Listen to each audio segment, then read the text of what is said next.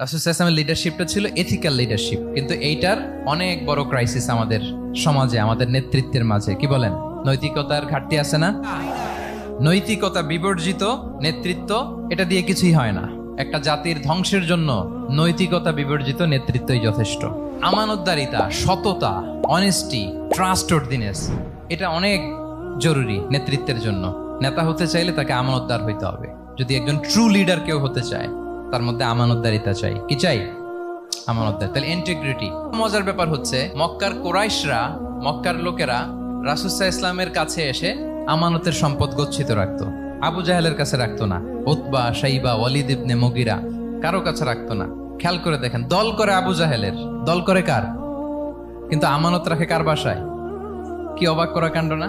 কর্মী হচ্ছে আবু জাহেলের, কিন্তু আমানতের সম্পদ রাখে কার কাছে?